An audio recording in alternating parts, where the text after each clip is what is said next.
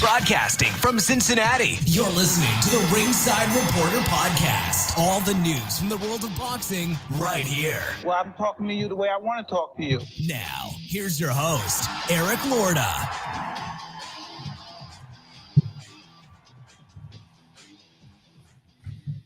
And we are live. Welcome to the Ringside Reporter show, where we talk about the latest boxing news. If it's related to boxing, we'll talk about it here. My name is Eric Lorta, and I'm here with my co-host, Joe Habib, and we got a great show for you today. If you want to call in and ask questions, 323-870-3857.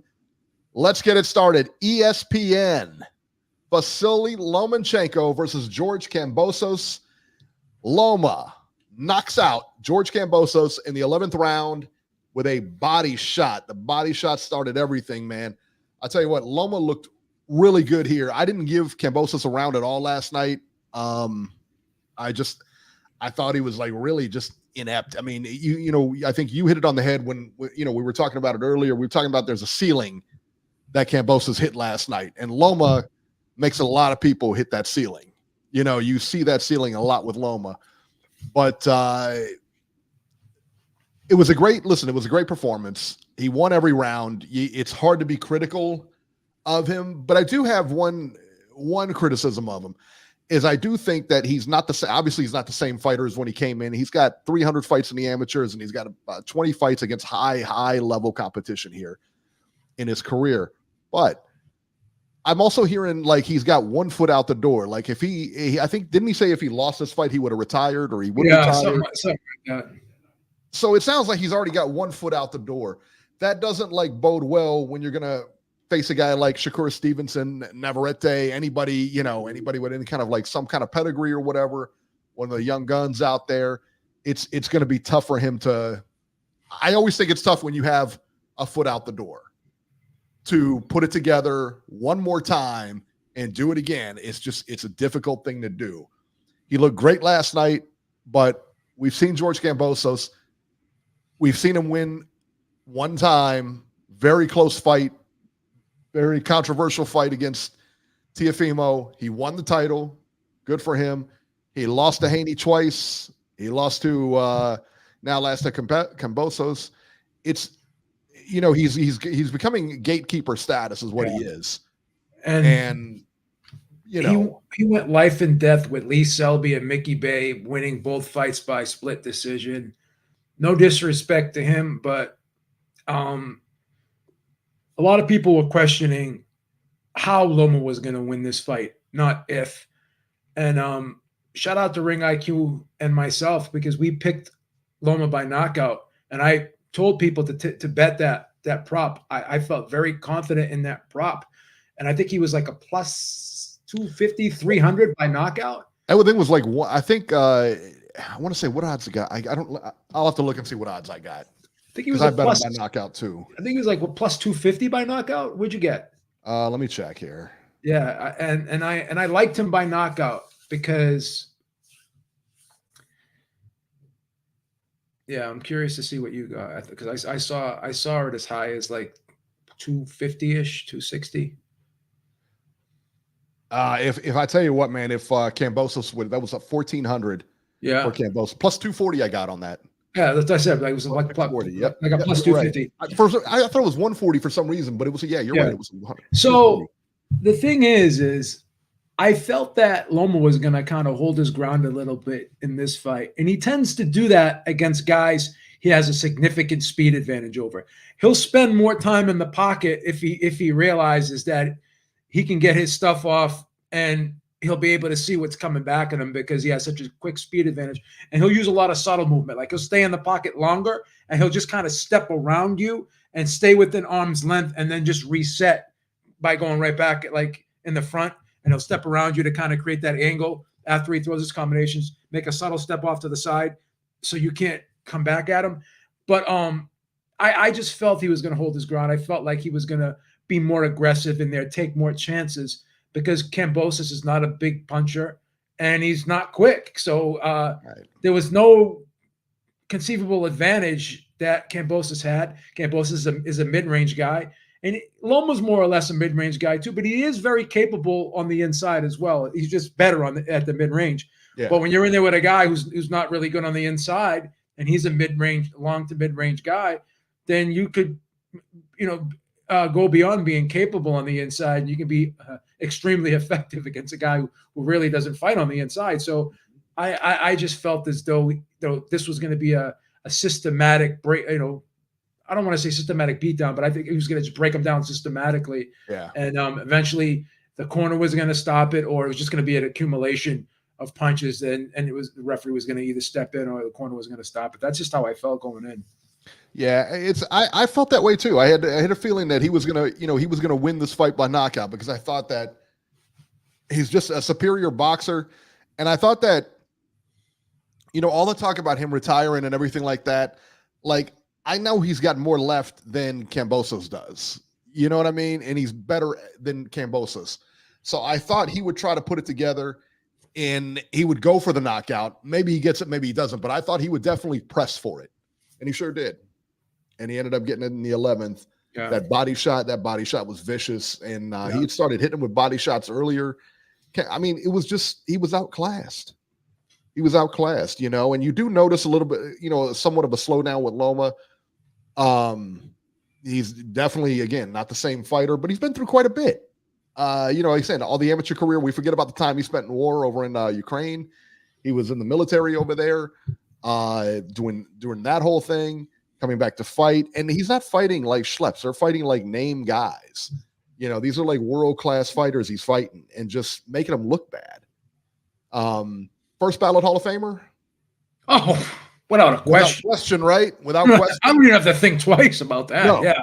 He's a great fighter. Without question. Listen, I never understood the hate this guy got. I always thought he was a great fighter, Fighting Gary Russell in his third or fourth fight, it's like great fighter. Phenomenal fighter, without question. I'm a Loma fan. Oh yeah. Yeah. The first ballot. I didn't always like sometimes, the way he acted like after losses and stuff, but that's not going to affect me voting him in the Hall of Fame. No, me neither. Yeah, he's got my vote. My vote. Unfortunately, neither one of us have votes to get in. Well, I have a little bit of influence. We got some pull. I may eventually get a vote. I've been lobbying for. You've been lobbying? Been lobbying for a position on the Boxing Writers Association. Even though you don't write anything? I mean, I can show you my resume. I used to write for the Boxing Voice, ropedopradio.com. I'm telling you, man, I got to, Yeah, I do have a somewhat of a good resume. It's inconsistent, but it's there. It's very distinguished. It's very distinguished. I will say that. Very nice. Who's next? Who's next for Lomachenko? Or anybody. They talked about Navarrete. They talked about Shakur. I think Shakur dices him up. I really do. But I thought Haney was going to dice him up too. Loma, I tell you, he's a very good game planner, man. He really is. I like Loma against Shakur because Loma can fuck with him because Loma has foot speed. And he's faster than Shakur though? I think he's fast enough to deal with him. Yes. Okay. I think he's fast enough to deal with them. I think he hits harder. I think there's more layers to him where he can get rough on the inside and make it kind of a dogfight. He does have the dog. Shakur is not going to be able to keep this guy off him because this guy is fast. That guy Dos Santos was quick too, and that's why that fight was somewhat difficult. But the difference is Dos Santos had quick feet, but his hands weren't as fast as Shakur's. Loma's got fast feet and fast hands, and he can punch a little bit. Yeah, right? He does have a shot. I mean, he does. He can punch. I'll be honest. I would pick Loma over Shakur. I would pick Shakur over Loma. I used to say Shakur would beat Loma, but Loma has impressed me. He impressed me against Jermaine Ortiz, and he impressed me in this fight a little bit, and he impressed the shit out of me in the Haney fight. That was a fight that could have gone either way. Well, and I thought Haney was going to destroy him. Yeah, I did too. And like I said, my feelings about Haney prior to that fight. Yeah. I thought Haney was beating him with no problem. And yeah, that wasn't the case. Again, I scored the fight for Loma. Loma, And yeah, I'm a I had huge Haney Haney edging fan, it. you know, yeah. I had Haney edging it, and I thought he was going to run away with it. And then, Yeah. and then Jermaine Ortiz is not in the people want to look at that Jermaine Ortiz fight and say how close that was. Okay, I did have Loma winning 115 and 113, but Jermaine Ortiz, I had him beating Tio 115 and 113. Yeah. So Jermaine Ortiz is a quality Pretty fighter. good fighter, yeah. And Loma turned it up at the end. Yeah. And won that fight on the back nine, in my opinion. Yeah. And then, that fight, the Haney fight, and looking good like this. And I haven't been impressed with Shakur lately. I really haven't. So, he's very, very defensive minded. Yeah. And everybody wants to play that Floyd role. yeah. But what you don't understand is Floyd threw punches. He threw punches. He won rounds, just like Pernell Whitaker threw punches. He won rounds. Sugar Ray, same deal. Philly Drew just made a great point. He said Shakur has problems with guys that can move, and that's just my point. Like guys who are quick like him, he's going to have problems with. If he doesn't have a speed advantage over you, what else does he have? Got? He's not going to have a power advantage. He's not going to bite down on that mouthpiece and try to fight you off him.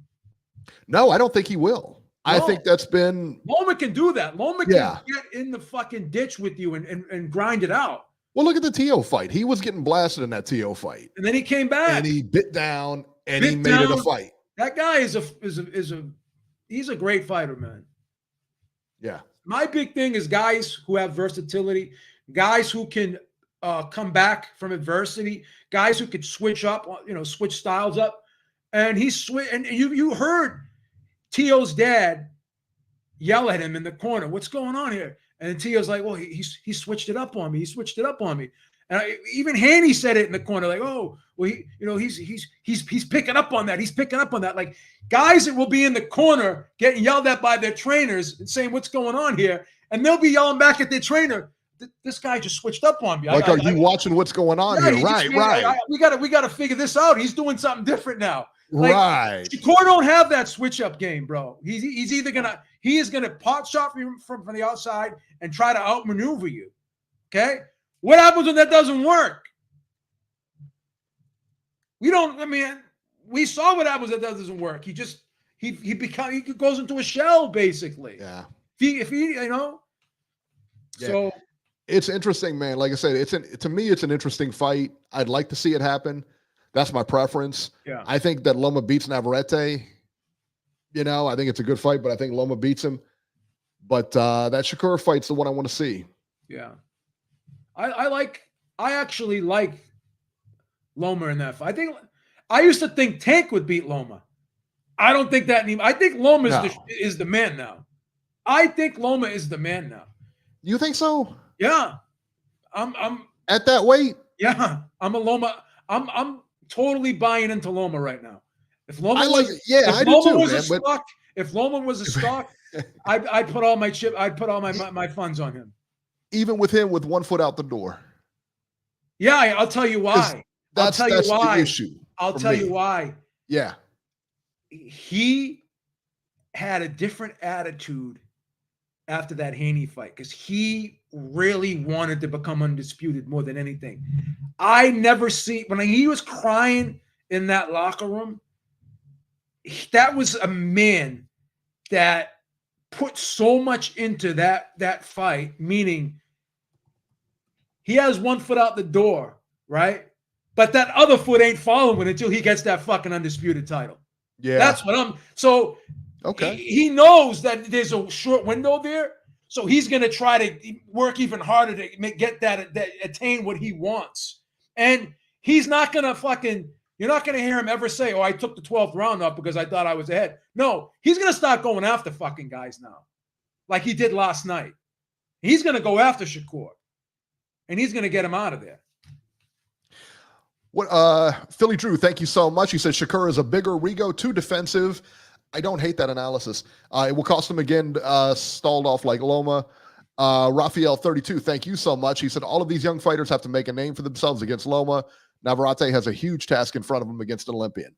Yeah, because the rumor is he's going to fight Navarrete next, not Shakur. Yeah, I don't hate it. I don't hate it either. I don't hate it either. I don't hate it either. It makes it bigger because you know, you let him go into that Shakur fight with 2 belts, right? And then the winner has 3. And then what does Tank do? What does Tank do? Tank says all of a sudden he wants to fight Lomachenko now. I'll believe it when I see it. I was going to ask you that. I'll believe it when I see it. That's a difficult fight. Loma's a difficult out for anybody, just anybody. Okay. Yeah. I'm on the Loma train right now, baby. What's that? I'm on the Loma train right now. You're on the Loma train. I'm on the Loma train right now. I like how he finished that fight yesterday. I do like him. Yeah, I do like him. And I thought he looked good. And I thought he looked flawless, really, against this guy.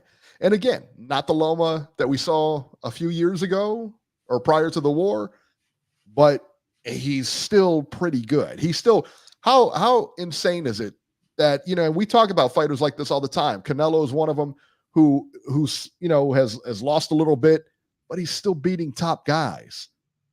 I mean, you're talking about he's slipped a little bit and he's still beating these top guys, which just shows you where he was to begin with. You know what I mean? Like how, it's like how above talented that he was over these guys. I'll be honest with you, man. He still looks very quick. Like for him to be at the age he is, and people look at it and say, "Oh, he doesn't have a lot of pro fights." But again, that amateur career, man, was a long. It was a long amateur career. You could argue there were only 3-round fights, but what do you have? 400, 300. Yeah, he had almost like 300 fights with 1 loss. You know what I mean? It's like so. That's like you don't see that. You don't see a guy 300-0, or 296-1. And again, reality is that he probably is slowing down, but it's really hard. It's hard to tell because he's still so much faster than a lot of these guys. Like even Haney. Haney's a very quick guy. Yeah. And Loma was right in his prime. There with him. In his prime. Right That's there a prime with Devin him. Haney. Right. That was a prime Devin Haney too. Yes. So, and again, I had Loma winning that fight. Yeah. So I don't hate you saying that. Yeah. You're not crazy. So yeah, he put him away in the 11th, man. So that's good stuff. On the undercard, we had 2 chicks fighting for the co-main. Don't ask me why. The announcer, I can't even tell you who these girls were or who won the fight or who didn't win the fight. I don't know. Who cares? But the announcer apparently announced the wrong one as the winner and had to come back and announce the right one as the winner. This guy was all over the place all night, man. It's like, dude, like lay off the coke. Just read the call. Lay off the coke. You know what I mean? Like, just do your job, son. Do your fucking job, man. You had one job. Read the fucking cue cards. Read the cue cards. Like literally, a 4th grader could do what you do. You're like Joe Biden fucking up the teleprompter, man. Come on. Like seriously, come on. I can't say that. I take that. Yeah. Biden. Lois, he's the president. Lois, why tell want the the Secret editors Service over here on my door? Lois, tell the editors to take this out for tomorrow. Take it out. What's the matter with you? Sorry, president. Sorry. I got to deal with Secret Service at my window, What's the matter with you? I'm so sorry. Andrew Maloney versus Pedro Guevara. Guevara wins a split decision, 115-113 twice and 116-113 for Maloney. Look, I heard and Maloney was acting like a big baby at the end of it, saying that he won. He's in front of his hometown and you got mashed in front of your hometown. Listen, it happens. Happens all the time. All the time. Ask Lennox Lewis about it. It happens all the time. Happens, yeah. All right. And look, man, you lost. It was a close fight. It wasn't like this was Loma versus, whoever. This wasn't, Loma versus Kambosos where the score was so lopsided that if they, like nobody would have given the fight to Kambosos. Yeah. Dude, this was a close fight. And he's over there crying the blues about, blah, blah, blah. I won that fight. I was robbed. When it's 115-113, you don't get to call that. You're not robbed. That was a close fight. Stop belly aching and you want to take your ball and go home? Take your ball and go home. Yeah. Dude, you lost. It's a razor close fight. Anybody could have won it. Keep it out of the judge's hands if you feel that way. But you don't you don't sit there and cry about it. I'm quitting. This is it. I retire. Yeah, he was kicking over tables and shit in the back, but yeah, right. Because the tables hit back, Boards don't hit back.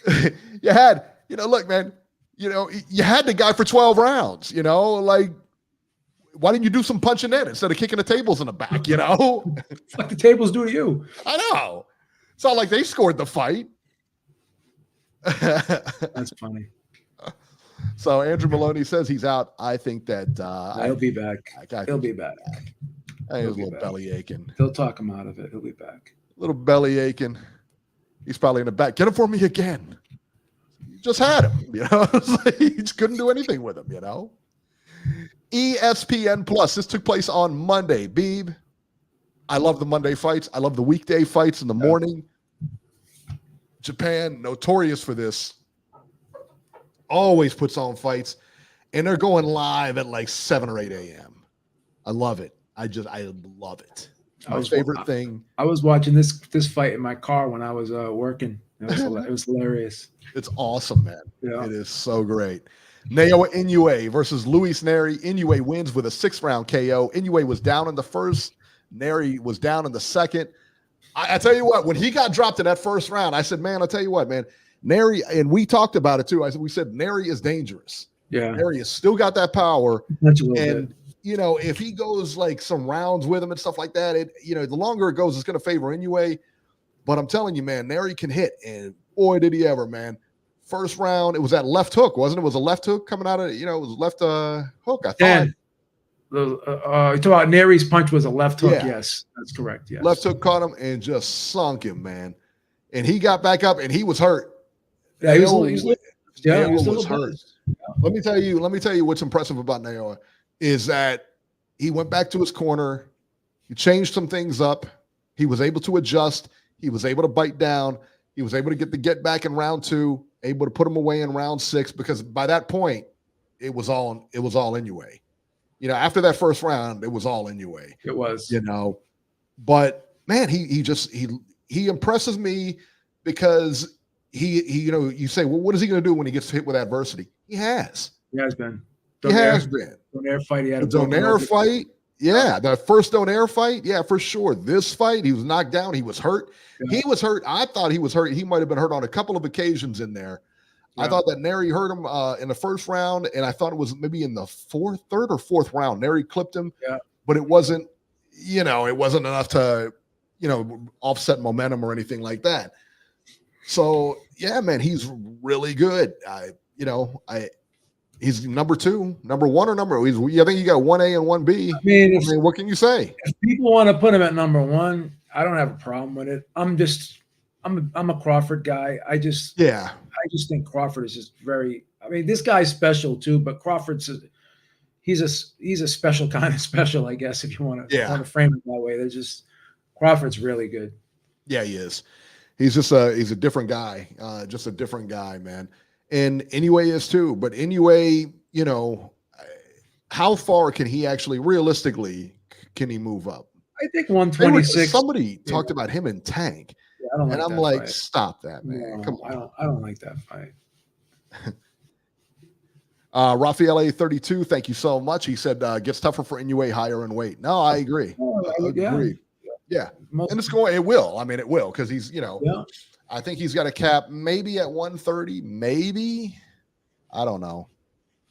I don't think he can go to 135 though. Maybe 130. I don't know. I like 126, but maybe 130. I don't know. He's that special that maybe 130, but right now. Yeah, Tank's too big for him. I think Tank would be way too big for him. Yeah. Garcia would be way too big for him. Yeah. And his power would travel up, but you're dealing with guys that are pretty fast and strong too. Yeah, it's tough. Yeah, and the higher open weight you go, you're going to lose some of that speed as well, and you're also going to lose some of that power. So it just But the Tank, him fighting Tank or anything like that, nah, I don't think so. There's plenty of fights out there for him. So speaking of Tank. Does that Loma fight come off? Tank and Loma? Nah, I don't know, man. Maybe because at some point, where does Tank go? What's Tank gonna do? He's gonna fight Frank Martin next. Which was a tough fight. And then what? That's a very tough fight for him. Then what does he do? Move up to 140 to take on Usyk Cruz? Nobody wants to see Usyk Cruz fight him again. At least I don't. Do you want to see that fight again? It's a little more intriguing now that Usyk Cruz won a belt at 140 and the way he destroyed kind of Raleigh. I think Raleigh. Yeah, the way he destroyed Raleigh. But I don't know. Do I want that fight over a Loma fight or a Shakur Stevenson fight or even a Devin Haney fight at 140? No, I don't. So I don't hate that fight, but it's a step up from Frank Martin. No disrespect to him. Wow. But it's still not the fight that I want. So no. And then it's going to be a pay-per-view on top of it? No. So fuck it. No. Pay-per-view. Yeah, you know it's going to be a pay-per-view. Pay-per-view. Yeah, you got to have now these Amazon pay-per-views, are they all going to be $90? They all going to be 80? They're gonna. You know they're going to. They don't come down. They don't come down. And it's crazy. It's crazy too because these pay-per-views in other countries, particularly the UK, they haven't raised the price. Like they've been about $20, $25 consistently. They don't go up. I guess it's really hard to stream fights in the UK. I think they're a lot more stricter in streaming fights. They block a lot of the sites. Really? A lot of this, and it's harder. And they actually are working on legislation to not only just punish the websites, but they're also trying to punish people who actually access the websites now. I don't know how they're going to do that, but they're scaring people by threatening to go after them now too. Right. So it's harder to get away with it in the UK, whereas in the United States, it's like the wild, wild west. Everybody's streaming. So that's why I think maybe when we get punished as the consumer because of all the illegal streaming that takes place in the United States, more so than pay-per-views were way high before all that started. Yeah, we were always high in comparison to them, but they stayed at a specific, they stayed or went up very, very, very slowly and just a little bit in comparison to us. We went from 50 to 80 and 90 in 5 years. You know what I'm saying? It just went it just was crazy. Ridiculous, man. All right, let me bring Robert on here. 530, you're live. Robert. Hello, guys. How are Bobby? you? How you doing? Bobby. How you doing, Bobby? Don't call me that.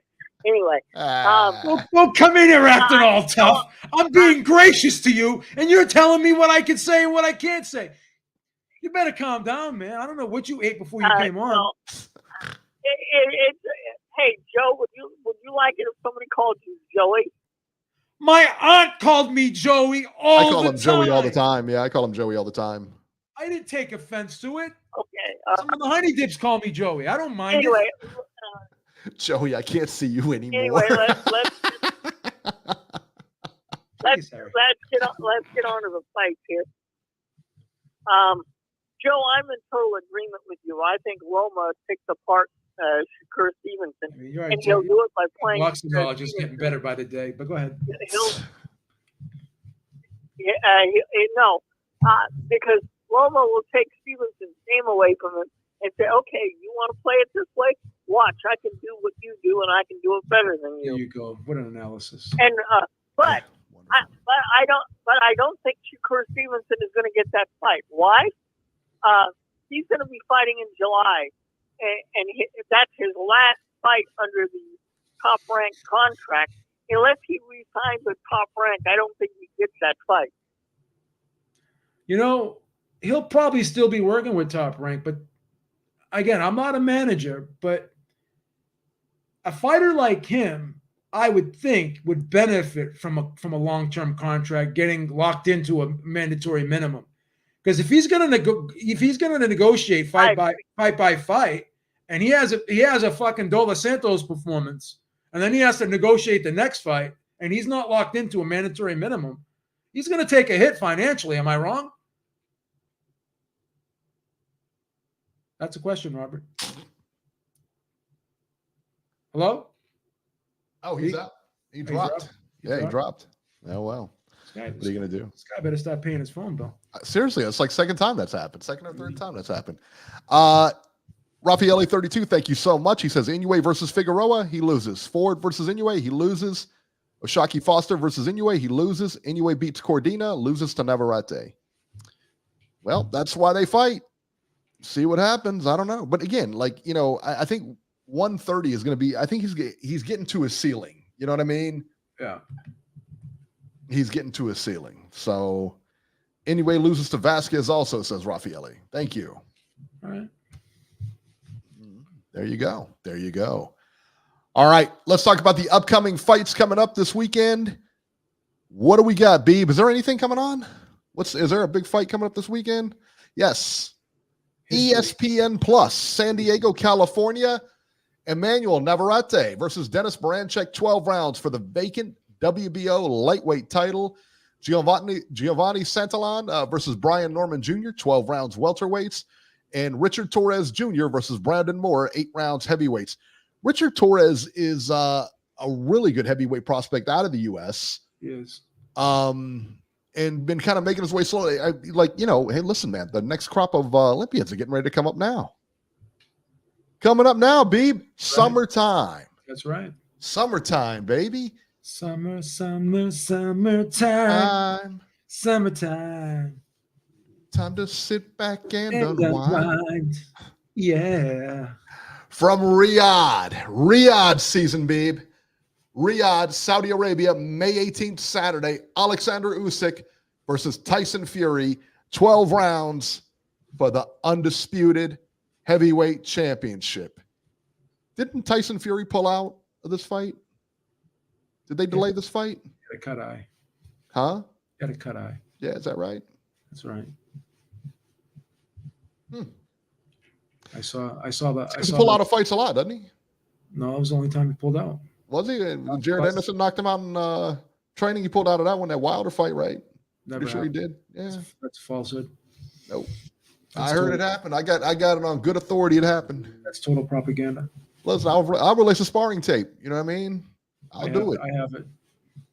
How do you have it? I'm going to release it. What are you talking about? I'm the president of the Furymatics. The Furymatics. Furymatics? Maniacs. The Furymaniacs. The Furymaniacs. The Furymaniacs. What's the matter with you? Get it together over there. It's our nickname, Furymatics. It's like a nickname. Yeah, it's like an inside thing. It's our nickname. Joe Cordina versus Anthony. What is this? Casas? I don't know. 12 rounds for Cordina's IBF lightweight title. Jai Opatai versus Maris Bradis. 12 rounds for the IBF vacant cruiserweight title. Agit Kayabel versus Frank Sanchez. 10 rounds heavyweights. This is a good card. It's a good card, isn't it? Sergey Kovalev is on the card versus Robin Sirwan Safar. 10 rounds cruiserweights. Yeah. Kovalev's still around, huh? Yeah. Oh, damn. Jeez, there you go. And that's the fights for this weekend. Let's break down this Fury card. I think that's a good card, man. I really do. I think it's a really good card. Solid card. Now, what time is the main event? That's going to be around, 5, I would think? I imagine they'll start, they usually typically start the Saudis about 2 o'clock. And the main event's going to be about 6 or 5 to 7, I would say. What time does this card actually start? Let me see, because I think it's on the ESPN Plus website. I think what time it starts, but hey Robbie, what time does the Fury card start?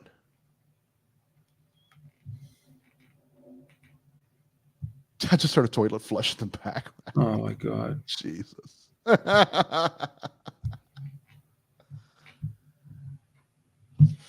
time does this thing start? It starts at 9:30 a.m. So 12:30. It starts at 12:30 Eastern time. 2 p.m. Ring walks for Fury are scheduled for 6:05 p.m. Eastern. So the ring walks are scheduled. If the ring walks are scheduled for 6 p.m., take it to the bank. That's what time it's going to go. That's when that fight will come on. But the card starts, I think, 12:30. Yeah, I mean, whenever. But the main event's the walks are going to be at 6 o'clock. Main event's going to be about 2:30 for us. We just told you when the main event was. Adjusted accordingly. You guys have seen cards before. Yeah. Come on. What's the matter with you? Yeah. So, Beeb, I know you're going for Fury in this one.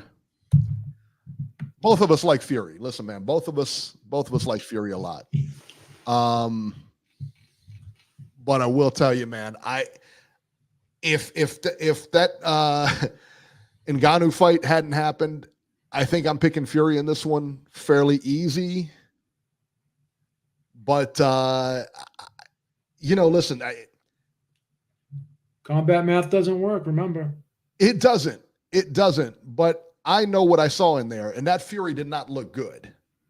That version of Fury, it wasn't even about.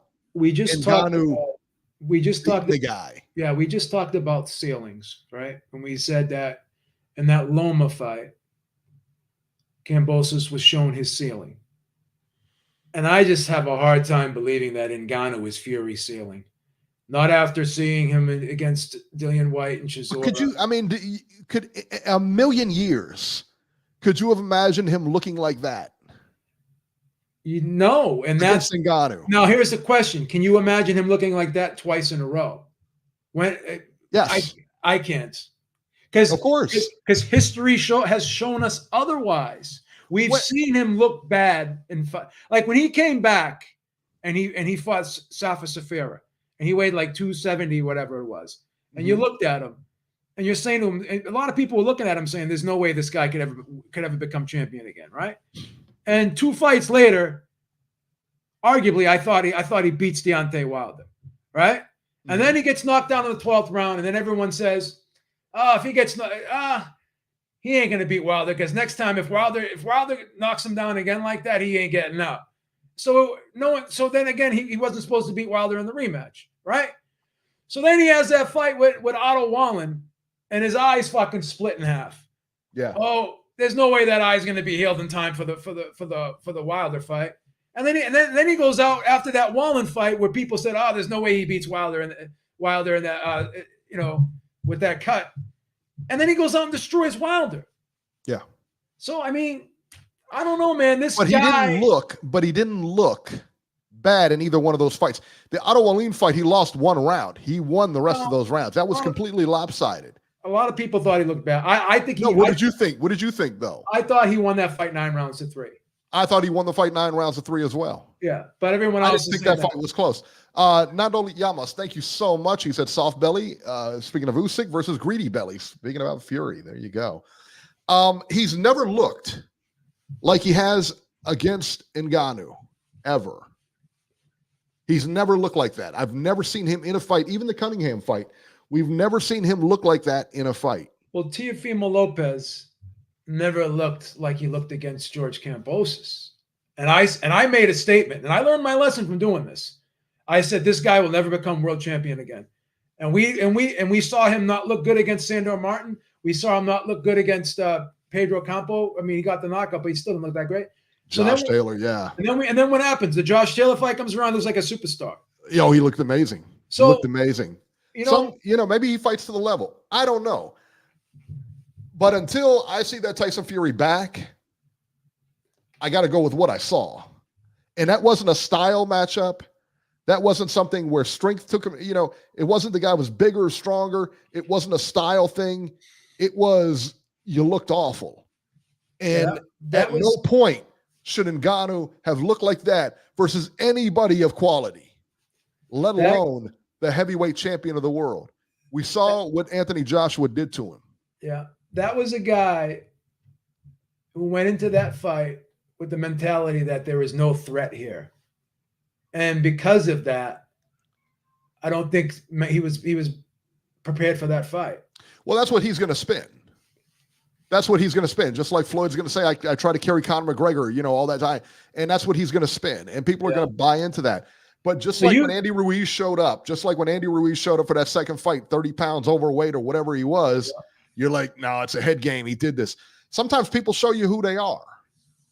Do you think that that's the best Tyson Fury that you saw against Francis Ngannou?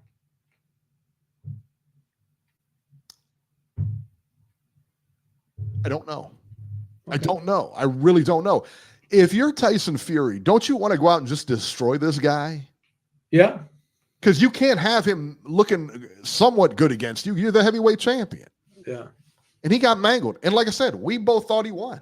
We both thought that Ngannou won that fight. I thought Ngannou won that fight by a point, yeah. Yeah. I did. And listen, man, and let me tell you that other telltale thing I saw, that weight loss. And let me tell you, that bothers me. That weight loss bothers me.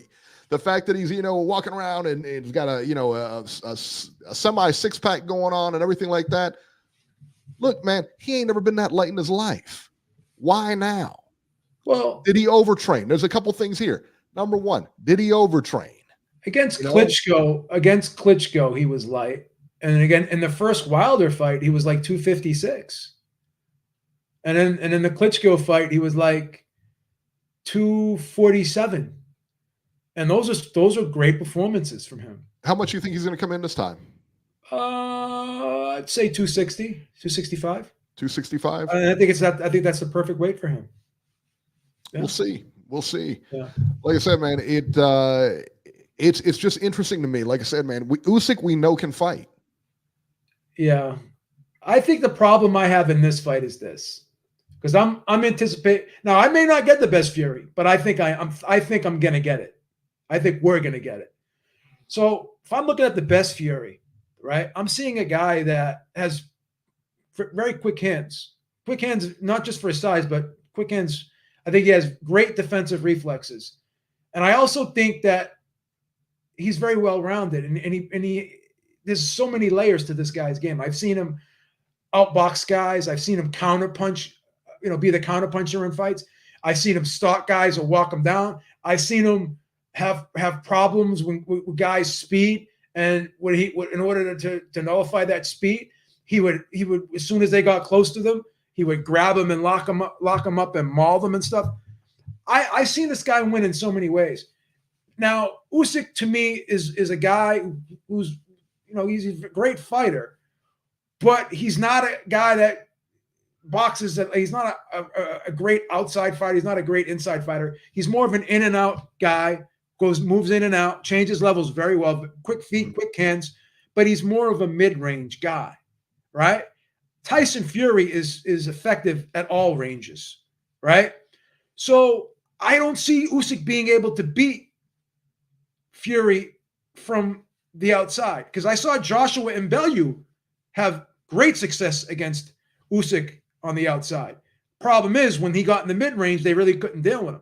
But see, when Tyson sees him in the mid-range, he's going to grab him and pull him to the inside. He's not going to allow this guy to operate in the mid-range, where these guys like Tony Bellew and Joshua are not. He's never fought like a physical guy, and the times he did fight a physical guy like Chisora, when Chisora, roughed it up and he kind of made it messy on the inside. Even Breedis in the Breedis fight at cruiserweight, which was a razor close fight that Usyk won, he had a hard time dealing with Breedis on the inside, and Breedis was kind of making it rough and tumble on the inside too. So Fury beats this guy from the outside. If that jab is on point, like I believe it will be, he'll beat him from the outside. And everyone's sitting there saying, well, the movement. Okay, I'm going to make a comparison there. And people are going to be like, well, what are you talking about? This reminds me of Marquez versus Pacquiao. Oh, Pacquiao, so much, all the angles. Everyone was saying this again in the Marquez. Oh, Pacquiao's got the angles. Oh, he's got the speed. He's got the movement. But guess what? Pacquiao, his game is going in and out. So he has to come in. He's not going to plant his feet and box from the outside. He has to come in the mid-range to get to Marquez, right? And what Marquez would do was wait for him to come to him, and he would counterpunch him, right? He waited, right? Similar to what Loma and Teofimo Lopez. Loma was coming forward, and he was being met with that jab of Lopez. So Usyk has to get close in order to get that offense going. And when he gets close, he's either going to run into the jab, and if he gets past the jab, he's going to get locked up into a friggin' front face lock, and he's going to get mauled on the inside. So his only game is to be able to operate in the mid-range. I don't think Fury's going to allow it. I think Fury's counterpunching, his defensive reflexes, and his jab are really going to dictate this fight. Because again, people talk about, oh, well, he's not going to be able to deal with this pace. Here's the problem. Usyk is going to either have to move a lot to evade the offense of Fury, and he's going to have to move a lot to initiate offense. And so he's going to have to move a lot to evade offense from Fury, and he's going to have to move a lot to initiate offense. And then he's going to have to deal with the weight being on him. People talking about Fury getting tired in this fight because he's going to have to chase this guy around. He's not going to be chasing this guy around. This guy will come to him. He will run into the jab, right? He will run into the right hand behind it. And if he gets close, he's getting mauled. So, like you always say, Fury's got more ways to win in this fight, in my opinion. I don't see Usyk knocking him out. I'll say that. I don't see Usyk knocking him out. I think it could happen. I don't see it happening, no. Fury, like I said, I believe that Fury can knock out Usyk. He's just big enough to do it. We've seen him knock out Wilder. Why couldn't he knock out this guy? Yeah. So the fact that Fury doesn't have power has been kind of put to rest. That being said, I think the speed of Usyk is going to be the problem. And again, looking at Fury's weight and everything like that, for him to come down this far, you got to wonder if he's overtrained. He had some more weeks to work on this fight. You got to wonder if he's overtrained. You got to wonder if he lost a little bit too quick. Will his gas tank be there? There's a lot of factors to consider. You're seeing, Fury comes in looking the same for all his fights, and then all of a sudden now that's a red flag to me. It just is. You remember when Riddick Bowe came in against Andrew Galata? And I mean, he was the slimmest you had ever seen him, and he just got mauled. Keep in mind, Fury was 265 against Dillian White, and he looked great in that fight at 265. Yeah. And then he was like 270 against Chisora. 277 is not a good weight for Fury. It's just not. And what? Kevin from Chicago brings up a really good point here. How's that Fury confidence after that Francis fight? I mean, realistically, you lost that fight. You lost that fight. I mean, realistically, you were embarrassed that night. Even if you won, you were embarrassed. How's your confidence? How's his confidence going in to fight, one of the best fighters in the world? I don't know. Only he can answer that. I tell you what, man, it's a tough fight. I got to stick with Usyk in this one until I see otherwise. Like I said, man, I mean, for him to look the way he did,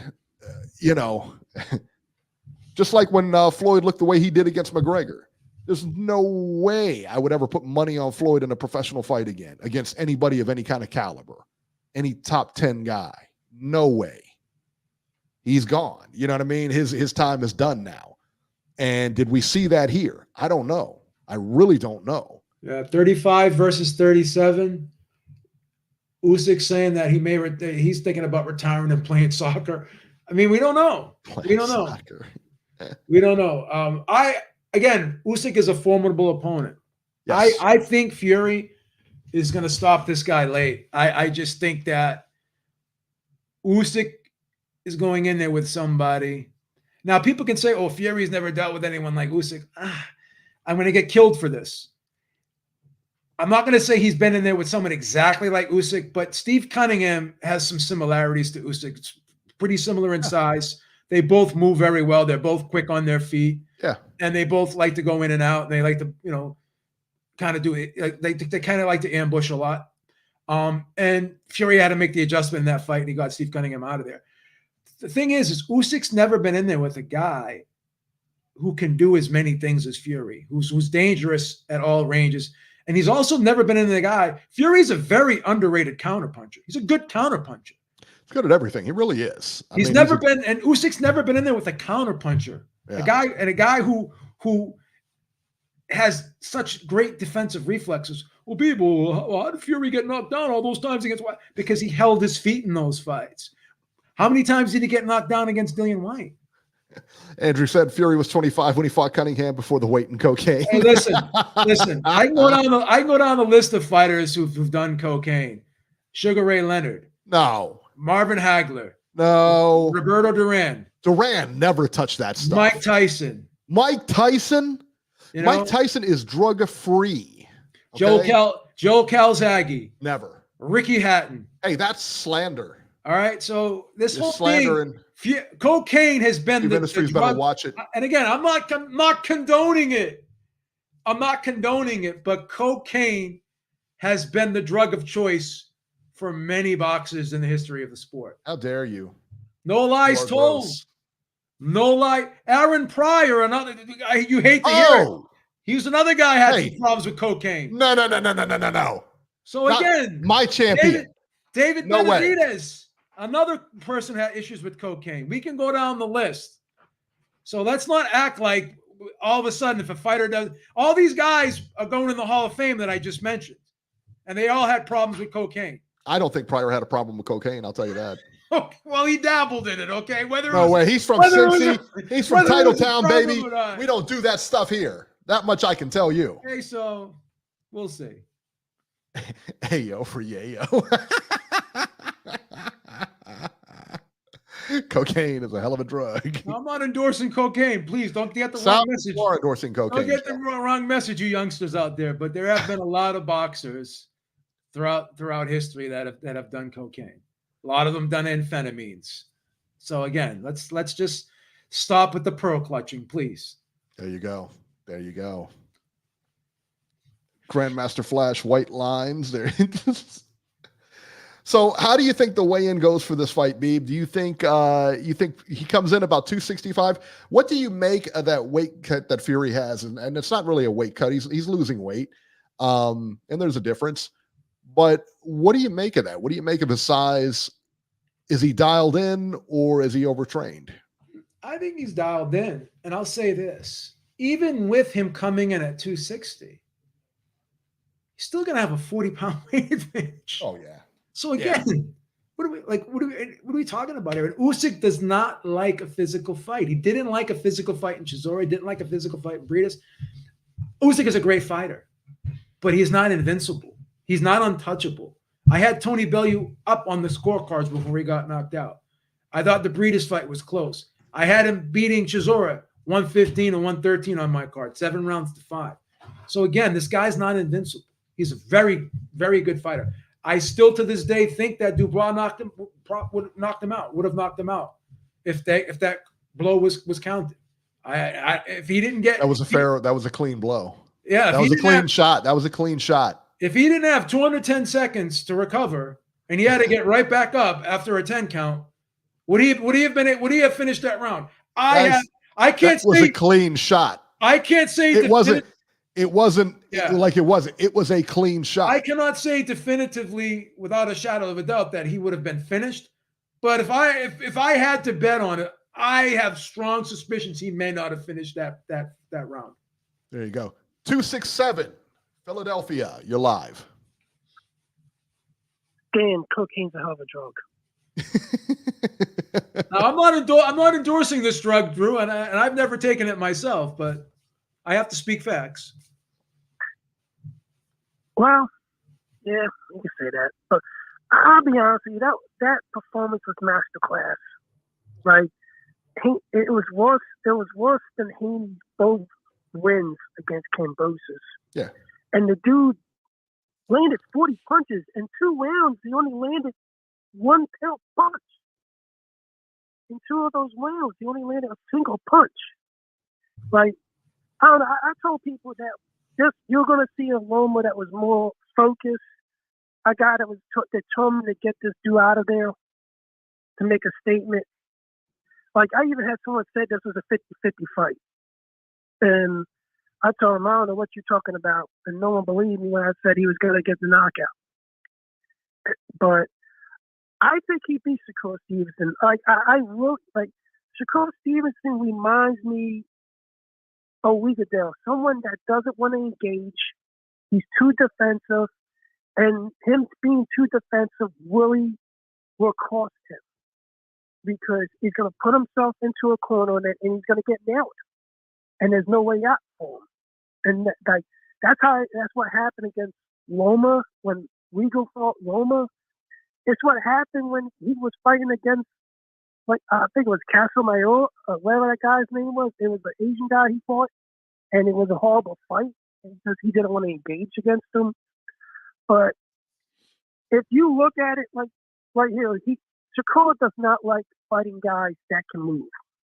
Like all these dominant wins that he has are against guys that attempted to stay in front of him, try to pressure him enough that he'll be able to catch them off guard and everything.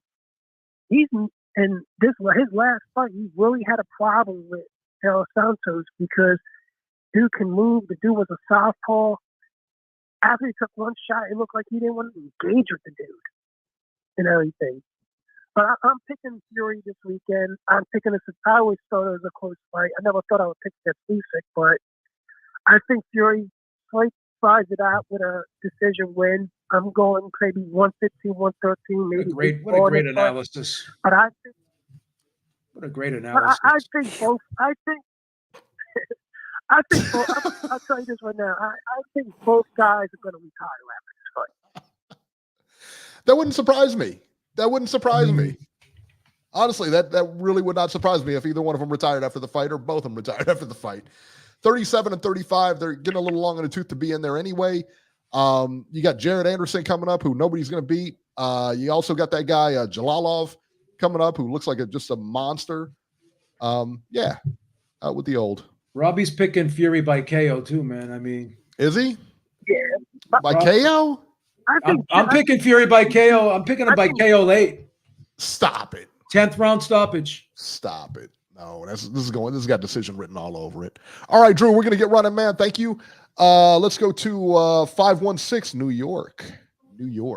Reek. Hey, what's up, guys? It's Jessica. What's up, Reek? The Reek. Game of Thrones. The Reek. Jesse Reekin. Jesse Reekin. He's Reek from Game of Thrones. Isn't it the guy that got raped and everything like that? Got his face cut off. Whoa. I'm just saying that's what happened. That's what happened. Whoa. What happened? Is that what happened? About Jesse like that? Is that what happened? That's what happened. That's not what happened. That's what happened. Yeah. That's what happened. Reek. Well, I don't know if he got raped. No, he didn't get raped. He got his Twinkie chopped off. Yeah. I thought he was getting raped by them dudes. No, he never got raped. He got his Twinkie chopped off. Trust me, you got to read between the lines. He was getting raped between. Got his sausage chopped off. Stop it. Got his sausage chopped off.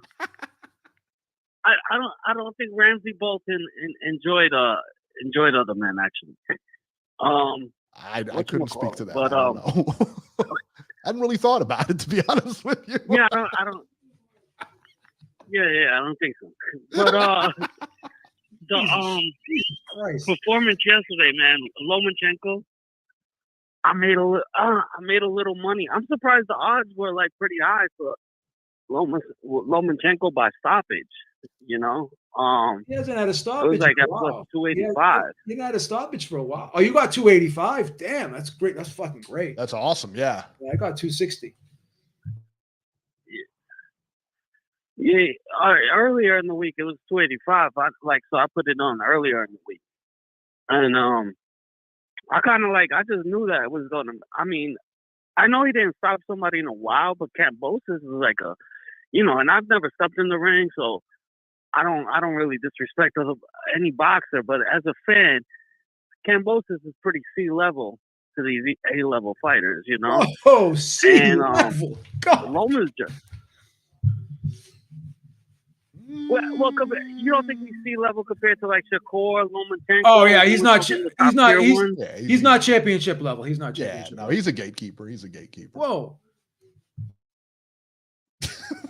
That's what So that's what I'm saying. I mean, look, he beat Teofimo, but even that's a wonder on how he did it when we seen him in there again and stuff. Listen, if Teo didn't go into that fight with a broken esophagus after getting punched in the chest by the mountain, that never would have happened. Stop it. Yeah. I mean, you know what but I think Loma's like seriously underrated by some people too. Like they don't understand like why he got the status he did. Like he's in there. He comes in with a amateur record of only one loss. He gets his second fight is already a title fight. He beat Gary Russ on his third fight. I mean, with his short resume, he killed Rigondeaux. I think he's like once in a lifetime boxer, and I think he has a good chance against Tank Davis if that fight ever does happen. Yeah, I don't hate that fight. I'd love to see it, but yeah, there you go. All right, Jesse, we're gonna run it, man. Thank you so much for the call. We appreciate it. All right, so let's go to the news and rumors here. This is I tell you what, man, this is a heck of a story here. Not one we like telling and not one we like to hear. Heather Hardy has retired, or at least indicated retirement on social media. She may have brain damage. Heather Hardy indicates that her fighting career is over because she had too much brain damage. Beeb, she's 42. She just pulled out of her BKFC fight, which is the bare knuckle fight championship. She pulled out of that. This is a big deal. I mean, she's a mom. She's got, she's only 42 and already memory issues and just some of the symptoms that she was getting. And she's been in a lot of tough fights. And we were talking about this. They just kind of they just keep rolling her out there. And she's fighting because she needs money. Well, again, I mean, like, all you virtue signalers out there, you pearl clutchers, worrying about picograms and nanograms and picograms and fucking specks of grain of sand in someone's bloodstream, but no one cares about 42-year-old women or any of these ridiculous mismatches. Mike Tyson at 60 being licensed to fight. No one cares about this shit. So stop pretending that you care about the safety of fighters and the safety of the sport. No one cared about Heather Hardy when they allowed her to fight friggin' Amanda Serrano at 42 years old after losing like 2 of her last 3 fights or whatever. She was in no position, and all she did was get battered in that fight. And she's been busted up in fights. Yeah, when you see her, she's taking a lot of shots. Yeah, when she loses, she doesn't just lose. She gets battered. Her face is all smushed in and shit. So I don't want to hear all your virtual signals next time. Oh, this guy had a picogram of fucking Jack 3D. He's a cheater. He could have killed him. But you don't care about this shit. You don't care about this shit. So I don't want to. I have no time for the fucking virtue signalers anymore. I agree. This is a tough story, man, because like I said, man, you don't want to see this happen. I'm not a big fan of women's boxing, but I mean, I don't want to see anybody get hurt. You know what I mean? And maybe that's why I'm not a big fan of women's. I don't know. But brain damage on Heather Hardy, and she's like, she's one of the faces of women's boxing, like it or not. She's definitely a face of women's boxing. Everybody knows who she is. She's fought everybody out there. She's got, but 42 years old and going out there and taking a beating like she takes them, man, it's going to take a toll on you. And here's the thing. She was the one that was having vision problems. She was the one that wasn't feeling good. She was the one that couldn't eat for days. She was the one that couldn't sleep, right? They still would have allowed her to fight in BKB if she wasn't the one that pulled out. She had to pull the plug. Yes. They would have kept fucking sanctioning her for till she friggin' something really bad happened. Yeah. But you guys are going to cry about picograms. Get the fuck out. It really is a miserable sport when you think about it. Yeah. And you think about them just pushing these guys out here. And in this case, Hardy out there, it's like, come on, like, she's not right, but you're going to let her fight anyway. They knew Ali wasn't right for that Larry Holmes fight. They said he wouldn't. And then they say he had to get helped up the steps for the Larry Holmes fight. Yeah, and then they let him fight against Trevor Berbick after that. After that, they put him against Trevor Berbick. Right. Right. Give me a break, man. Yeah, people really care about a safe sport. They could care less. They could allow that shit to happen. And then let's talk about this Ryan Garcia thing. So his A sample came back, but his B sample hasn't come back yet. It's going to be checked on the 22nd. Yeah. Now all of a sudden there's like this rush or whatever, and then some people are saying he's cleared. Some people are saying, What are we talking about here? Either you're testing it, either you're testing positive or you ain't testing positive. Well, once again, Eric, let me ask you this. Let me just throw this out there. Yeah. Okay. Say you and I, we decide, you know what? We're going to try to help underprivileged people who are starving in the world. So we're going to go around the country and we're going to try to help people who are underprivileged who can't get food or are malnourished, right? Yeah. And all you and I do is go around to these places in the world, right? And we say, hey, that area has a lot of malnourished kids in it. That area has a lot of malnourished kids in it. That area has a lot of malnourished kids in it. And all we do is just point this out. But we do nothing about it. We don't help get resources to those areas. We don't help facilitate to get these kids money or whatever. We do nothing about it. But all we do is, in fairness, that's not their position. But all we do is point out that but that's not their position, though. Their position is to report. Their only position is to report the findings of the test. But they say, hey, this is a test. This is what you're going to pop for. This is what you're not going to pop for. How are you cleaning up the sport? They're not. Okay, it's not up to them to clean up the sport, though. So then why do people say it's like going to LabQuest? It's like, you know how LabQuest does all the internet. It's doing a drug test to LabCorp. This is my question. Hey, what are you doing to clean it up? This is my question. By having them do this testing, are we going to get a clean sport because of them? Are they going to clean up the sport of boxing? No, they're going to tell you who's dirty and who's not dirty. And what good is that? Commission, it's not good. Well, it is good because it has to work because you have to have them if you're going to clean up the sport. Now, if you're going to clean up the sport, the responsibility falls on the commission, falls on the promoters, falls on the commission, and everything like that. All they do is report. That's their whole gig. So what good is that though? Nothing comes of it. So what if you're a fighter? That's not up to them. That's not their fault. But if you're a commission and someone passes your test but fails their test, are you going to sit there and say, "Oh, well, we fucked up"? And here's another thing too. It's never going to work because nobody's on the same page. Well, here's another thing too. A lot of these commissions will have like allowable limits. Like, for instance, they're saying what's being said. I don't know if this is confirmed or not, because they allow the New York State Athletic Commission 0.1 of a nanogram of ostrin to be allowed in the system, and they won't flag you for that.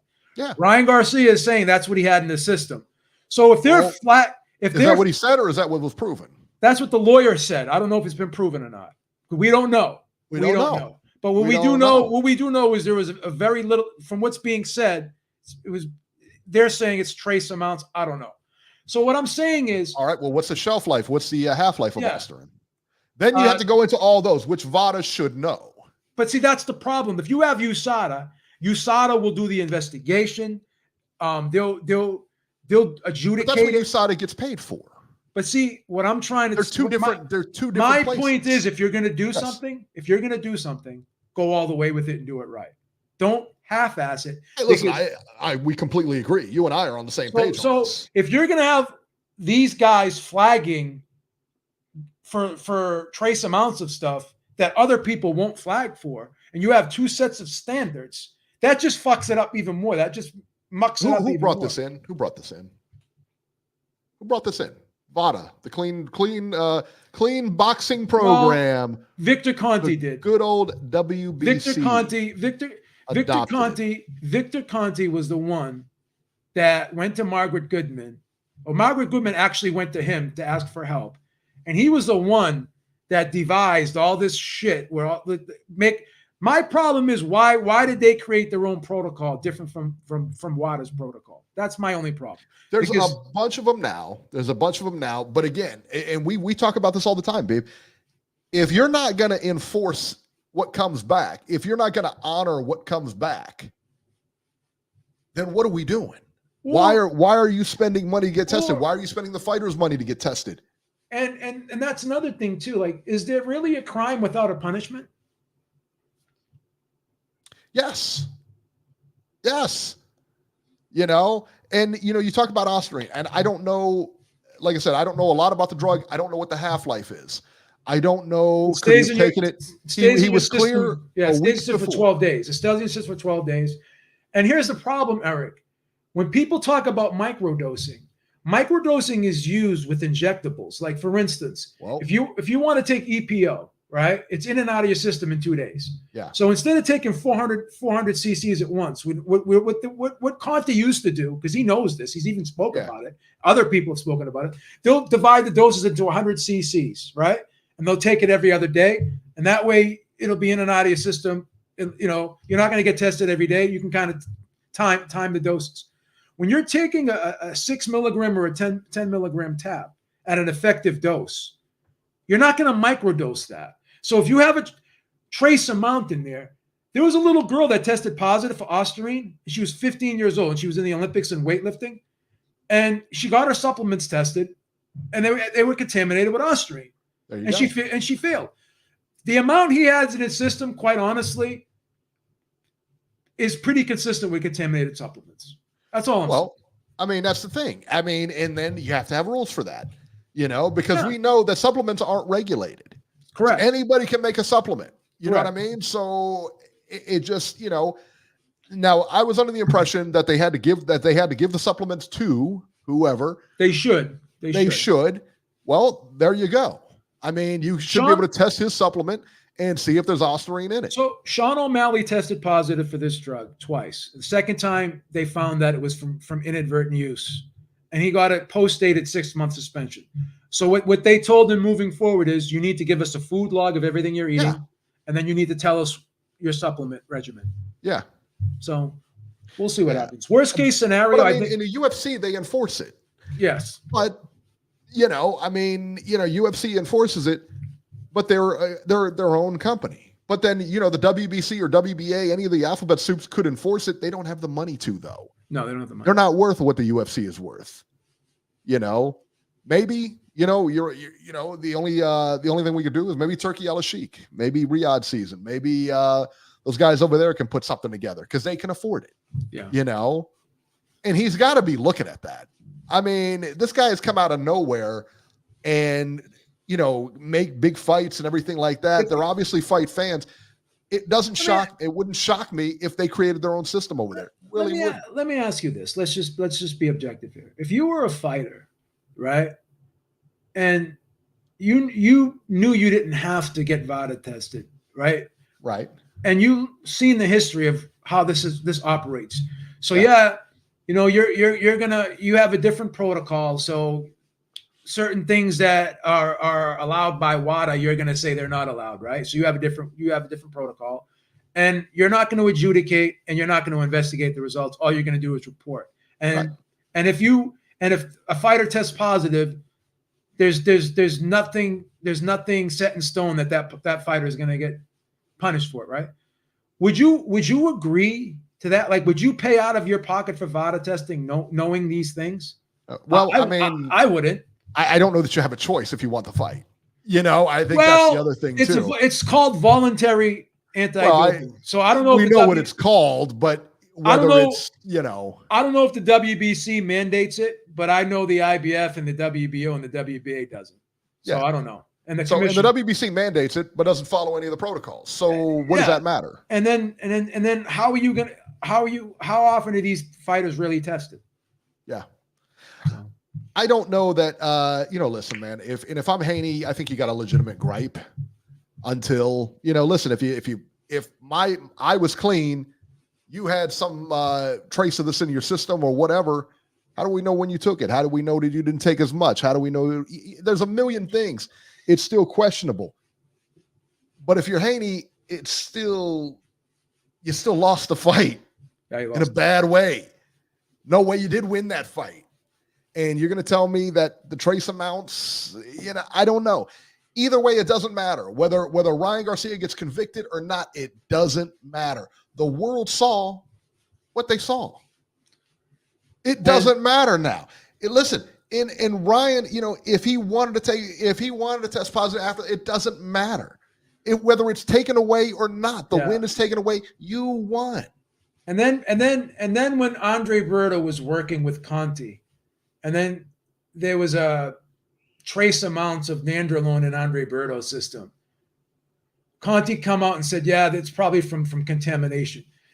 Conti knows. Most people, if they follow this and they look at the history of this, to have that low amount in your system, that close to the fight, the day of the fight, whatever, when he was tested and he passed all the other tests, it's just consistent with supplement. And USADA has a warning on there. They have a public service announcement. Be aware that ostarine is, there's a lot of supplements that are contaminated with ostarine. So I'm not saying that, fighters shouldn't be responsible for what they take. They need to start, reporting things. But again, you could go take a cold medicine that has pseudoephedrine in it. And if you, according to VADA, if you take that, in training camp, you'll fail their drug test. Whereas if it was a USADA one, you wouldn't, because you can take stimulants only up until 24 hours before the fight. And then 24 hours before the fight, you can't have stimulants in your body. So you won't get flagged if it's USADA, UCAD, or anything else. But VADA will flag you for that because it's they don't have an in competition and out of competition.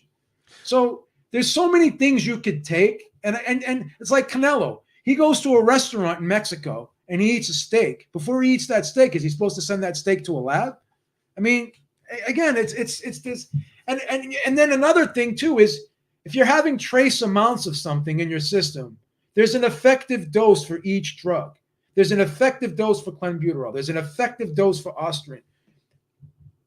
I'm sorry, I just don't believe the guy got a benefit of performance enhancement from fucking a picogram of this fucking shit in his system a day before the fight. I'm sorry, I just don't. Yeah, I mean, but again, man, I know why do we trust Victor Conte? I mean, this guy's a known liar, a known cheat. Well, he's the guy that devised this VADA protocol. I know he is, which I have some problems with too, to be honest with you. But here's the thing. Here's what Victor Conte does, in my opinion. He sells supplements and he sells training programs, right? The snack program. Yeah. So no one will touch this guy with a 10-foot pole except for boxing. So boxers will be like, well, why should I trust you? Oh, well, if you work with me, you're going to get VADA tested. So there's no way you think I'm going to give you something that you're not supposed to be taking if you're going to get VADA tested. So that's why he uses VADA to legitimize himself, right? For people to trust him, right? And then he'll even sponsor the VADA, these athletes. He'll even see it all the time. He'll even pay for the VADA testing for some of these athletes. So he's using VADA, right, as a PR arm to help legitimize himself, to make people trust him. Yeah. But he's just using VADA, but all he's trying to do is make money by having these fighters buy his supplements and having them, buy his training program. Yeah. So that's the thing. It's a conflict of interest. I'm sorry. Yeah, I just don't like him. Yeah. Is it illegal? No, but again, let's not act like this guy wants to clean up the sport. Right. This guy wants to make money in boxing. Right. Jermall Charlo was arrested Monday evening in Texas. Talk about a bad 48 hours for him. He was arrested Monday in Texas, charged with 3 misdemeanors related to driving while intoxicated, fleeing the scene of an accident, and eluding police. Charlo was released on a $9,500 surety bond. I'm not sure what that is, but whatever. And his blood alcohol content level was 0.15, the legal, almost twice over the legal limit. Later Tuesday, Charlo was stripped of his WBC middleweight title, a belt that he hasn't defended in the last 3 years, since June of 2021. We go back to the WBC again. How is this possible that he hadn't defended it since 2021? How is that even possible that he's still the champion? Are you serious? Are we having this conversation? And where does Charlo go from here? I mean, dude, this guy, he's done. I mean, you think about it. He's done. You haven't fought in 3 years. You have not fought in 3 years, right? And then he comes back and then he's arrested again. We heard he's having all kinds of mental issues and everything like that. Dude, somebody's got to run some interference with these guys, man. And it's both of them. You know what I mean? They've got to run some interference on them, because he's not doing well, man. And again, this goes back to the Amanda situation or the Heather Hardy situation. Yeah. You know, guys, you got to have somebody in there to rein you in and say, hey, look, man, this isn't the way to go. Yeah.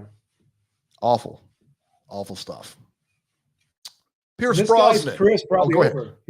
This guy's career is probably over. It's done. He's done. He's not coming back from this. Should this guy even fight again under this? Now, you want to talk about someone who's crazy? This guy's crazy. Yeah.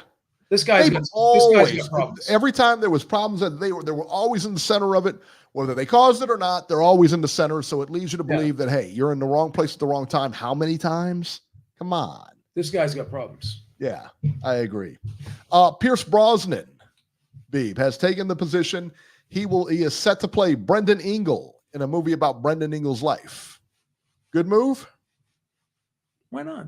Pierce Brosnan, baby. James Bond, isn't it? Isn't it James Bond? I don't have a problem with it. I like it. I think it's great, man. He's a big star. Talking about a real big star here. And then finally, Art Jimerson. Art Jimerson passes away. Do you remember Art Jimerson? I do. And most of you guys may not know him, but he was in the first UFC 1 against Hoist Gracie. Lost against Hoist Gracie in about 2.5 minutes. He wore a boxing glove on one hand and on his jab hand and no glove on his right hand. So knowing what we know now, and listen, man, Art didn't know what he was up against. Nobody knew what he was up against, you know. And now you can see how that glove handicaps you in there, you know, because all he had to do was grab a wrist. You're not getting out of that at that point, you know. And then once he bear hugs you and just takes you down, it's game over, man.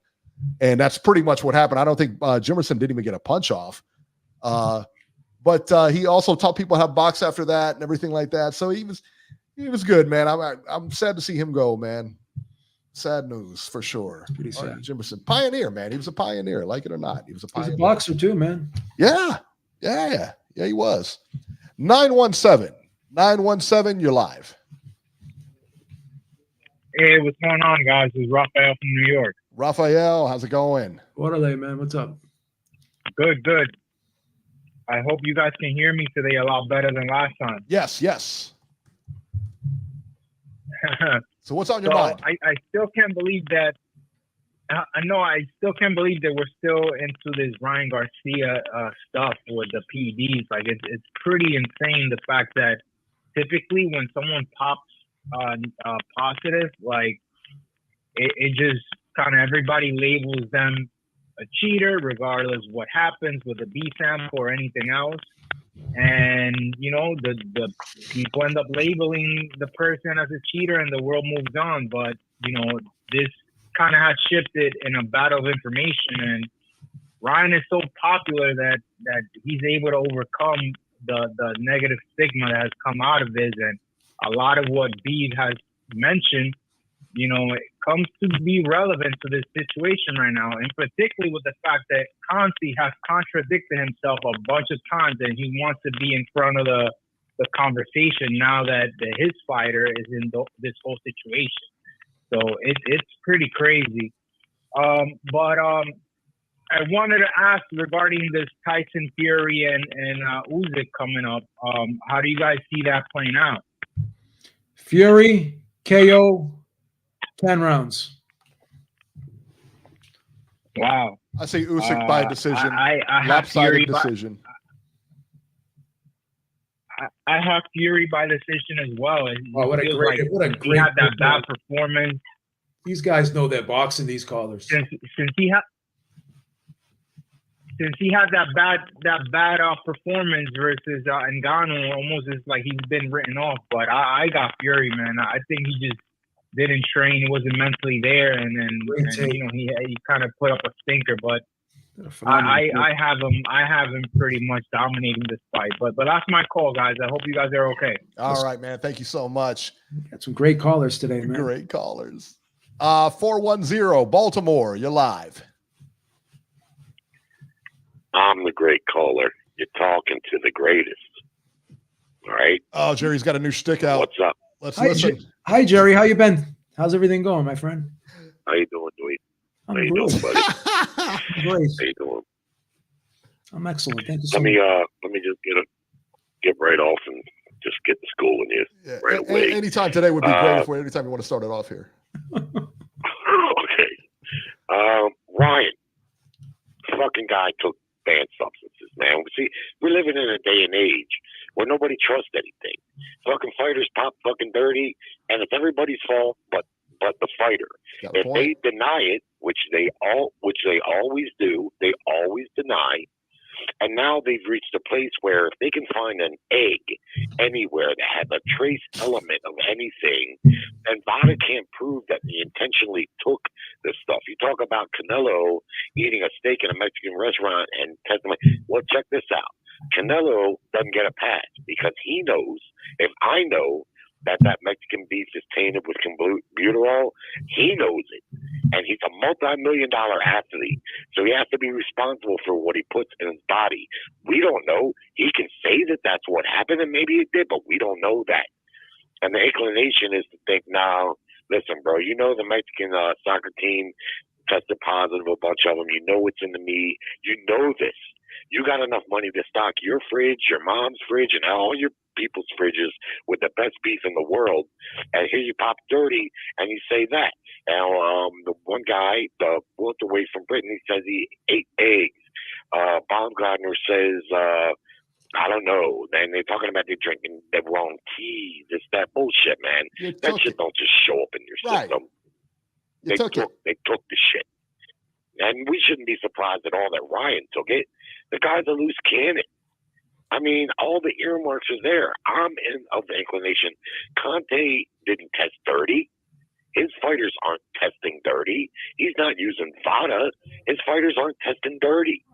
We know his history. We know at one time he was on the dirty side of steroids, but apparently he knows enough of what's legal to get the benefits, and his fighters don't test dirty.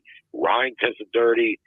From what I understand, both the A and the B, he's dirty. As far as I'm concerned, that's what it is, and we shouldn't be surprised. But we are, and like I say, in this day and age, everybody has a counter argument, and if there's one doubt of speculation, then it's like, well, I don't know. People are labeling people with this, and no, fucking guy popped dirty. That's simple. Fury and Usyk. I've always picked Fury to win that fight. I know Usyk is a good fighter. I haven't been entirely impressed with him at heavyweight. I know he's got the 2 wins over Joshua, but to me, Joshua fought the wrong fight both times, tried to box at mid-range, and he got outboxed by a faster, smaller fighter. But with Fury's last outing against the MMA guy, I agree with the other caller. I don't think he took that guy that seriously. But nonetheless, I'm not so sure now. My pick is going to be Fury by decision. What a great call, man. This is great. You're so smart. What a breakdown this is. Go ahead. We'll see. We'll see, man. Like I said, I wouldn't hate that. I wouldn't hate a Fury one either. I really wouldn't. Has anyone picked Usyk has everyone called in and picked Usyk yet? No. Okay. We have the best callers. The problem for Usyk is a simple one. Only one picking Usyk is me. Remember this next week. Remember it next week. I don't want to hear anything like, "Oh, Fury was at his blah." Yeah, but Jerry knows his boxing. You got to give Jerry respect. Go ahead, Jerry. You were just rolling your eyes at Jerry just a minute ago. Never, man. I would never roll my eyes against Jerry, man. I roll my eyes in affirmation with Jerry. I think you said Furman, like Mark Furman. Affirmation.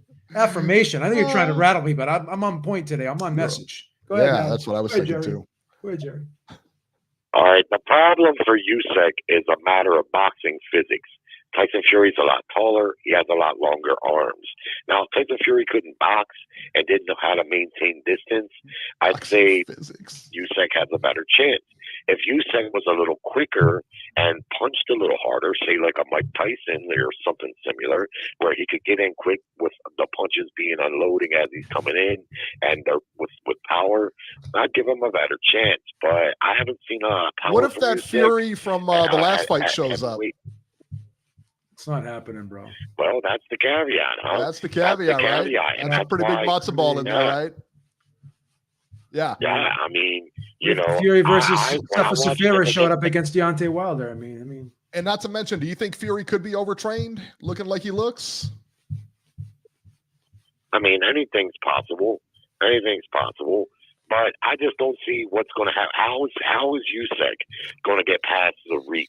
Same way Fury's Ngannou going to did. keep him on the outside. Same way Ngannou did. He's going to keep him. Ngannou busted him up all didn't. night. He had one. Busted him up all night. Bust him up all night, bro. Who'd you have winning that fight? Who'd you have winning that fight? Who'd you have winning the fight? I don't He even didn't even know. score. I He thought didn't it even was a score. draw. He I didn't mean, even score. He didn't even score. So you can't say nothing. Beeb and I both had Ngannou winning that fight. I'm telling you, got to trust us. Well, I don't trust you because you're wrong too much. But nonetheless, I'm the king of Baltimore. I love it.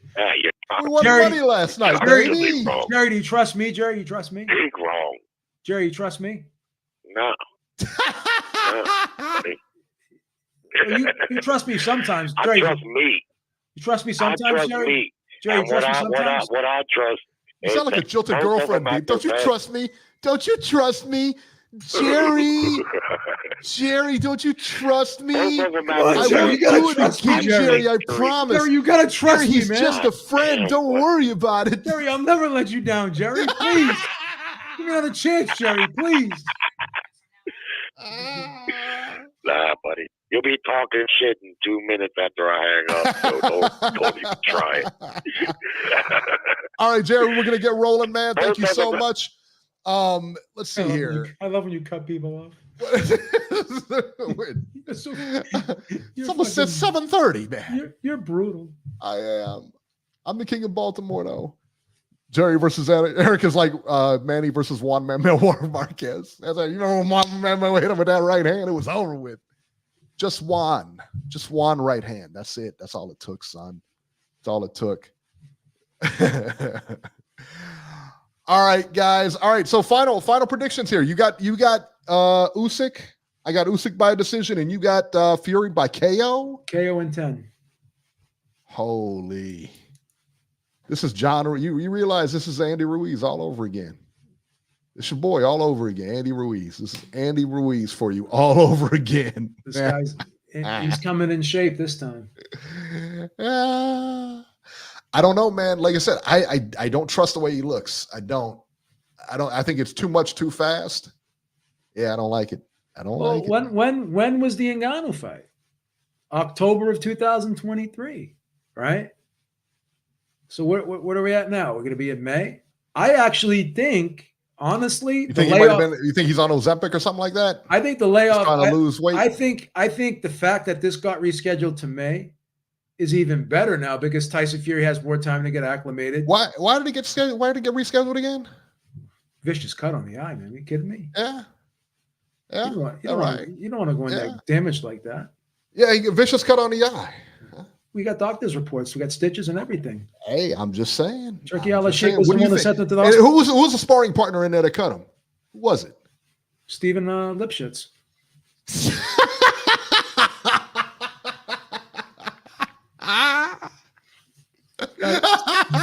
He's a guy from East Okefenokee, man. You never heard he's that? real good, huh? He's real good, huh? Guy from East Okefenokee. Yeah, he's up there on par with Ngannou and Give him kind of some slack, man. Stop it. I'm telling you, it's over. His reign is over. Usyk will be the world champion next Saturday. Stop being a front runner, man, please. Stop being like Robbie. All right, guys, that'll do it for this edition of Ringside Reporter. As always, you can catch Joe Habib on Twitter or on X at JHabib1. Find our YouTube channel on ringsidereporterlive.com, and you can find me on X at ringside73. Guys, we will see you next week. Happy Mother's Day. Happy Mother's Day to all the mothers out there. That's right. Happy Mother's Day. All right.